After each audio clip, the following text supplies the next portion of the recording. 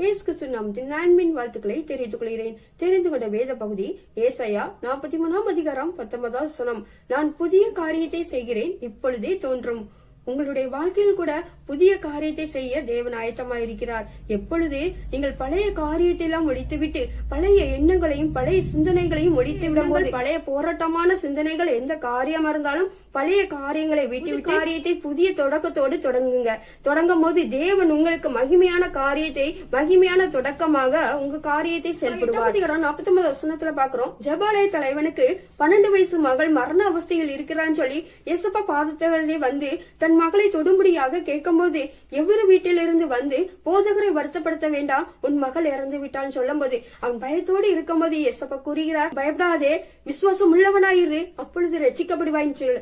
நம்முடைய வாழ்க்கையில எப்படிப்பட்ட அந்த சூழ்நிலை கூட நம்ம எப்படி இருப்போம்? ஒருவேளை சில காரியங்கள் இப்படிப்பட்ட சூழ்நிலை நம்ம நடக்கும்போது, அப்படிப்பட்ட சூழ்நிலை நம்ம இருக்கும்போது தேவன் மீது நம்ம விசுவாசம் வைப்போமா? அவன் விசுவாசிக்கும் போது தேவன் அந்த காரியத்தை நடத்தும்படியாக புதிய காரியத்தை தொடங்கும்படியாக உங்களுடைய வாழ்க்கையிலும் செயல்படுவார். அப்பயும் யோவானையும் பேதுருவையும் ஏசப்பா பிள்ளை இருக்கிற இடத்திற்கு கூட்டிக் கொண்டு போறாங்க. அப்ப பிள்ளை இருக்கிற இடத்திற்கு கூட்டிக் கொண்டு போகும்போது அங்க உள்ளவர்களா நகைக்கிறாங்க. ஒருவேளை நம்முடைய வாழ்க்கையில் கூட இப்படிப்பட்ட சில காரியங்கள் நடக்கும்போது நம்மளுடைய சூழ்நிலையும் எப்படி இருக்கும்? சிலர் நம்மளையும் பார்த்து நகைப்பாங்க இல்லையா? இந்த காரியமே இவளால் செயல்பட முடியாதுன்னு சொல்லி அநேக காரியங்களை குறித்து கூட நகைப்பார்கள் இல்லையா?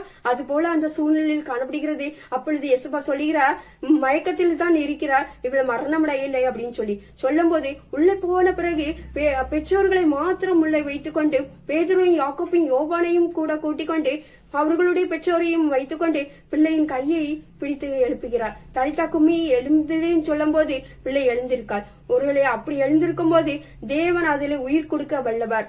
உங்களுடைய வாழ்க்கையில் கூட ஒருவேளை எந்த சூழ்நிலை நிமித்தமாக நீங்க எழுந்திருக்க முடியாமல் இருக்கிறீர்களோ அந்த சூழ்நிலை தேவன் உங்களையும் எழுப்ப வல்லவர். பழைய காரியங்களை ஒழித்து விடும் போது, உங்களுடைய சிந்தனைகள் காரியங்கள் எந்த காரியமா இருந்தாலும் அவிசுவாசத்தை நீங்கள் ஒழித்து விடும் போது, உங்களுடைய வாழ்க்கையில் விசுவாசம் உள்ள ஜனமாய் நீங்கள் இருக்கும்போது தேவன் ஒரு புதிய தொடக்கத்தை செய்ய வல்லவர். 7 அதிகாரம் 6 வசனம், நாம் பழமையான எழுத்தின்படி அல்ல புதுமையான ஆவியின்படி ஊழியம் செய்யத்தக்கதாக நம்மை கட்டியிருந்த நியாயபிரமாணத்துக்கு நாம் மரித்தவர்களாகி அதினின்று விடுதலையாக்கப்பட்டிருக்கிறோம்.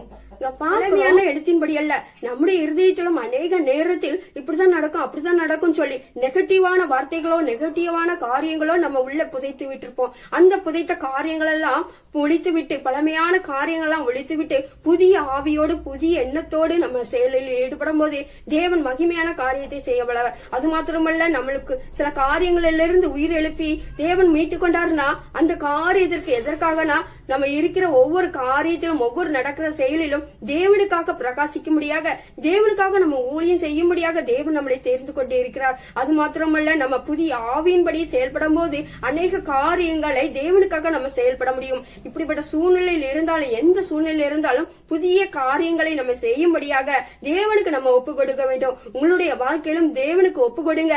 புதிய காரியத்தை புதிய தொடக்கமாக தேவன் செய்ய வல்லவர். எந்த காரியமாக இருந்தாலும் தேவனுக்கு நீங்க ஒப்பு கொடுத்து நீங்க செயல்படும் போது வாழ்க்கையிலும் தேவன் எழுப்ப வல்லவர். எந்த காரியமா இருந்தாலும் உயிர் இல்லைன்னு சொல்லி இருக்கும்போது கூட அநேகவர் நகைத்தால் கூட இனி இந்த காரியத்திலிருந்து மீள மாட்டான், இந்த காரியத்திலிருந்து அவனுக்கு அவ்வளவுதான் சொல்லி நினைத்து கொண்டு இருந்தாலும் உங்களுடைய காரியத்தில் கூட அதில் மீண்டுமாக புதிய எழுச்சியாக புதிய தொடக்கமாக துவங்க வல்லவர்.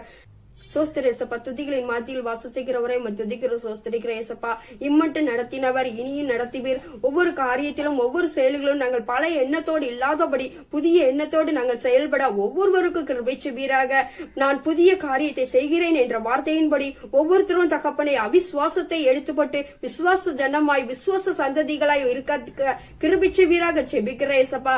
நீங்க மகிமையான காரியங்களை புதிய காரியத்தை புதிய தொடக்கத்தை செய்ய வல்லவார். நீங்க கிருபையாய் வழிநடத்துங்க. உங்க நாம மகிமைப்படட்டும். துதிகன மகிமை உமக்கே செலுத்துறேன் நல்ல பிதாவே, ஆமேன்.